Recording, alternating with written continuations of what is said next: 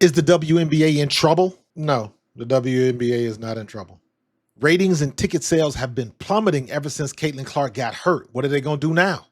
Look, this happens every year in every sport. Ticket sales drop for home games when, let's say, LeBron or Steph Curry is not playing, or they doing some form of load management for a particular game.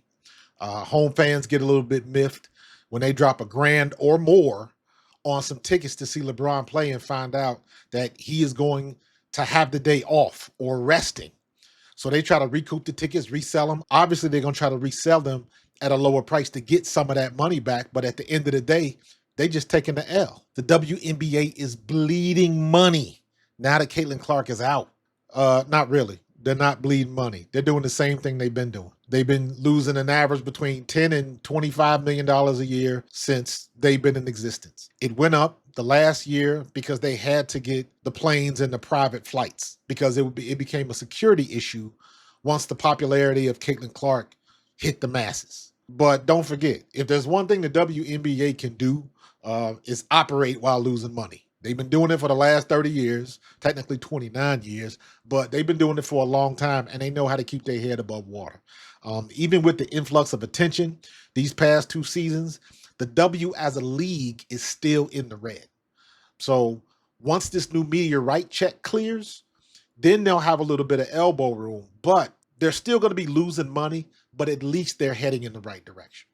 Now that the W's got this new media rights deal and they getting this $2.2 billion, are they finally going to have athletes that make $1 million a year? I doubt it, but let's do some math. Disclaimer, I am not an accountant. I gathered this info on Google like everybody else. I'm sure some of these figures are a little bit off by a lot.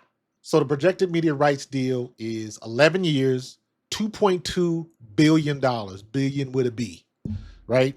So that's 200 million a year for the WNBA. So now we got to add up all of the expenses that the WNBA incur over the year. Talking about player and staff salaries, talking about travel, you're talking about arena rent and staffing, you're talking about legal fee, you're talking about draft costs, you're talking about free agency, the All-Star game, broadcasting costs. The WNBA got to pay for all of that stuff. All that stuff ain't free, especially when you're talking about something like travel. Now that everybody's getting the attention that they want, they don't want to be flying coach. And just like I mentioned earlier, when all of the excitement behind Caitlin Clark started, and you got people showing up at airports and folks following folks and trying to paparazzi and things of that nature, it became a security risk. So they had to get private flights for the team. So what did that do? That added about a $25 million bill at the end of the year. So now instead of losing about 10 to 25 million a year, now they're losing about 40 to 50. But they had to do it. So the WNBA has to eat those costs. And that's just something else that's bringing up that bill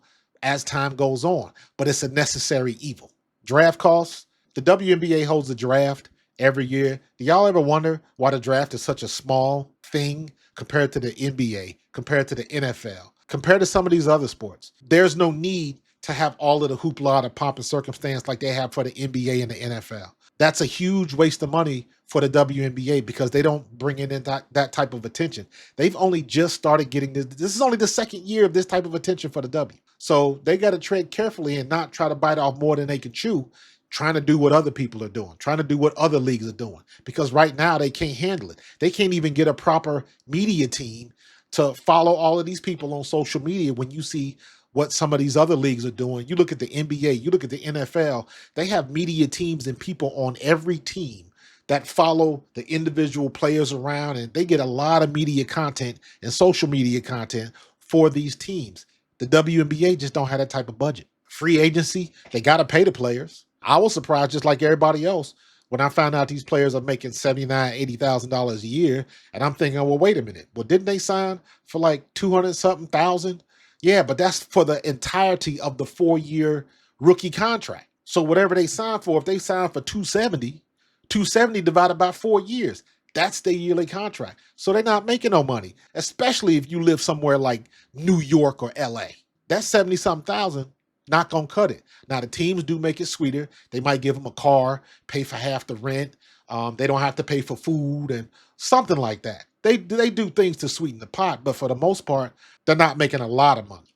But What they can't do is when they go into this new CBA deal, they can't ask for the world because they probably not going to get it. The WNBA has all the leverage when it comes to this new CBA deal, right? When the WNBA handles all of that, they still owe people money for the past 29 years. You don't just loan somebody $10 million and be like, yeah, you good. Then people want their money back. And if they start seeing the league as a business entity start making money, it's going to be some people with their hands out because they want their money back. That's how business is done. So even though they're making a lot of money, they got a lot of bills that they got to catch up with. They still in the red and they fighting to get back to the black. The new CBA is coming. The WNBA has to make sure they don't bite off more than they can chew. The players are going to want more money up front, more roster spots, better amenities, but all of that stuff costs money, a lot of money. The question still remains, what are they willing to get up? Because this is a contract negotiation. The CBA, collective bargaining agreement.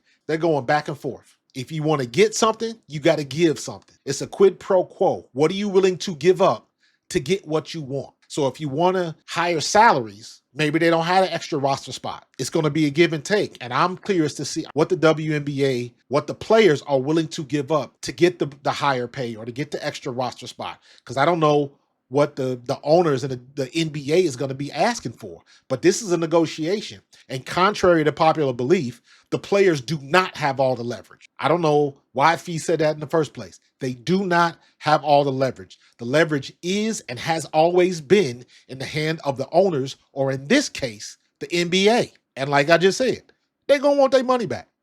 Having said all of that, the NBA is trending in the right direction. Yes, they are more popular than they've ever been. Yes, they have marketable stars and celebrities actually coming to the game. Yes, they have attracted a young fan base that will follow them as they grow older.